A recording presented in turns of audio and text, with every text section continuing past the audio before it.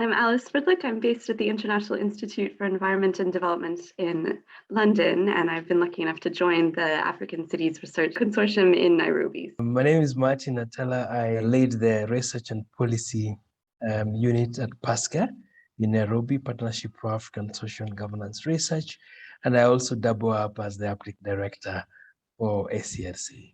We've completed a scoping review where we've gone through some of the many rich studies on research in Nairobi. There's a whole wealth of academic, policy, and grassroots knowledge that we've tried to synthesize in this brief, looking at some of the challenges and the opportunities in the city, which of course has a complex history. So we tried to capture some of the colonial past, its current trajectories, growth, especially in tenements and informal settlements, as well as in the satellite and surrounding districts of Nairobi, looking at some of the political context. We talk about data on poverty and food insecurity, how, especially in the context of COVID, the informal livelihoods and poverty have been particularly spiraling, but we also look at opportunities, especially linked to housing and the government's commitment to upgrade informal settlements. We talk about the ongoing developments regarding the BBI or Building Bridges initiatives, and specifically look at some of the emerging concerns around devolution and local governance.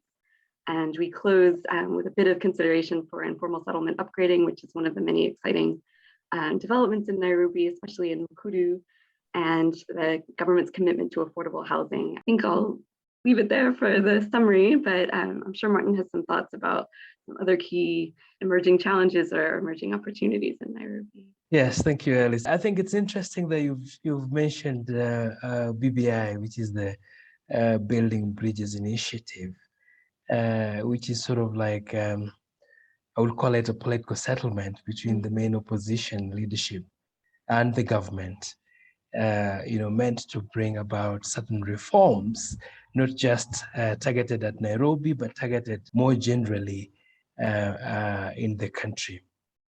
And I think it's interesting because some of the outcomes of the BBI processes couldn't have happened if the political setting were as it were before the famous handshake, as we refer to it, between Uhuru Kenyatta, the president, and Raila Odinga, who is the opposition leader. And Alice, I start there because I think Nairobi is notorious for high-octane politics.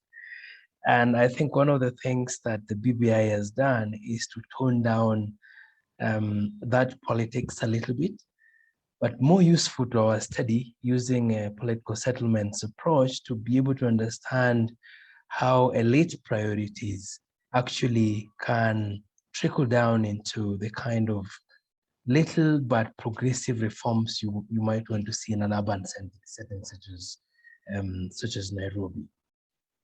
I think also interestingly, because we are going into an election year next year, and some of the issues you brought out in the scoping study is the powerful small pockets of, I don't want to call them gangs, but I want to call them really powerful elite units that control specific parts of the city where even the national politicians don't dare go into. So I think those are useful pointers as we begin our research into the city of Nairobi and of course other cities across Africa. Alice. So hopeful, yes, and very much agree that we need to understand the informal and formal politics in Nairobi and how the national does and doesn't affect what goes on in Nairobi. And within Nairobi, there's obviously so much variation, so we want to be very sensitive to that, and also to recognize the local agency of informal settlements and informal workers, and to capture the civil society and how vibrant that is in Nairobi is something we tried to do, but we certainly want to do more of as we move forward in this study, I think. And one thing I should have mentioned is that we've done some research recently on housing in Nairobi, and there are some striking findings around this is according to the Kenyan National Bureau of Statistics, that about 34% of Nairobi's residents live in single rooms in informal settlements, but as many as 36% live in tenements. So one of the key changes is the densification of settlements in certain areas of the city. It's ever more vertical. So we also want to try to understand these housing and the related politics behind that. I wonder though if there are particular striking challenges that Alice you saw in your study. I think for me one key thing that I think would be very interesting for ACRC in Nairobi is I think the place of security, the youth, and the ever growing informal settlements, or what we normally would refer to as people settlements. I say this for the very reason that certain recent experiences in the work we do in Nairobi, working with informal people settlements to try and change policy and program actions, again point at the very unique nature of some of the groupings in this particular settlements, vis-a-vis what you may see as the formal national security setup. So some of the slums have their own security systems, for instance. They have their own, and those security systems or groups tend to control not just the security, but also the security of the services that residents can access. So you have alternatives to services such as electricity, built often very in parallel to the formal Kenya Power and Lighting. We had a very interesting experience in one of our studies when one of the national government ministers visited an area, and then a sort of a slum upgrading project which was meant to bring water, safe water, and improved sanitation services, was not having water connected to it. Yet the areas which are controlled by the so-called, I would call them the elites of the slums, were having connections to water.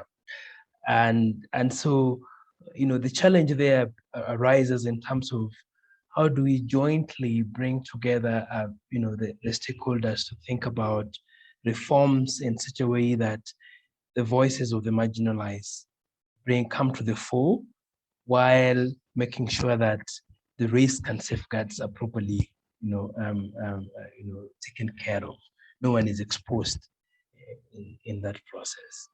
That's such a brilliant point. Yes, especially as a lot of these informal providers live within the settlements, are themselves youths who, have opportunities to provide services, however imperfect and difficult they are for the formal to engage with. So yes, to understand this complexity is definitely something we want to recognize and really try to give a nuanced analysis of. From the point go, I should mention that what we're trying to do with the uptake work for ACRC is to leverage on the strengths as well as the learning from the different stakeholders that will be involved in this work. But for me, a key thing is that we are trying to put together a process in which there will be a way of making sure that the voices of the vulnerable, and when I talk about the vulnerable, I'm specifically referring to the youth who are the majority in these cities. I'm referring to women, particularly young women who face a lot of challenges in living in urban settings such as Nairobi, and the elderly who perhaps constitute a large group of population that live in the urban informal settlements, and by the very nature of the informal urban settlements to have access to really good services that can help them live dignified livelihoods, so to say.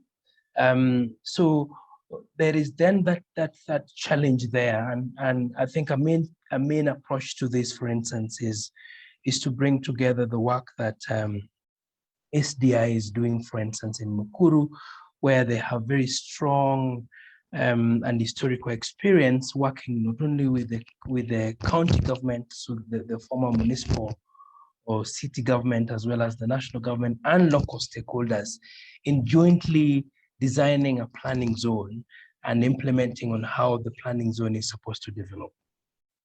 And so very much community-based experiences, bringing that together with PASGR's experience working with high-level policymakers and development partners such as the World Bank, such as UN Habitat, such as the national government, in putting together an uptake strategy that really speaks to the very needs of the populations that we want to serve and engage with.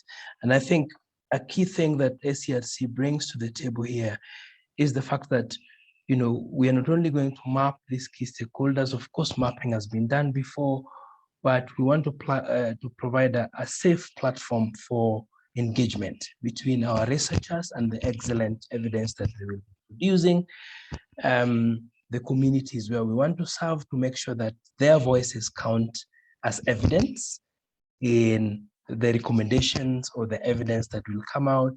It's not about going to collect data from them and leaving them behind. It's our hope that we can walk the journey with them, but also to premiere in a way their voices, so that those voices actually becomes real key sources of evidence, driving the policy changes and driving the experiences that we want to see in Nairobi, as well as the rest of Africa. So experiences such as those being done by SDI in Kuruslam, as well as Pamoja Trust, working with stakeholders to develop engagement platforms, become really critical in driving the reform agenda through ACRC. Just to note that there's such a wealth, as we're hearing, of information and expertise and just passion for improving Nairobi in a bottom-up way, in a way that's multi-sectoral and that can leverage all the knowledge and skills that we are so privileged to draw upon in this project. I think this is the opportunity that makes it so exciting, this confluence of stakeholders, but with particular attention for and concern to have it be bottom-up and driven by bottom-up stakeholders that we're so grateful to work with. I think that's the key opportunity here, and we couldn't be more excited about it. Yeah, and perhaps, Alice, just to build on your point, also this opportunity to work with the world, so to speak. Brilliant ideas and expertise from the global north coming together with brilliant ideas and very locally rich and contextual information from the global south provides this important melting point in which communities, researchers, both local and global, specific government partners, and we're very keen to make sure that we're not excluding anyone, including the elite who are important for this process, come together to co-share, to co-create, to co-produce, their ideas. And just to make it clear that none of these ideas is superior to the other. Instead, we are all looking forward to a better Nairobi together.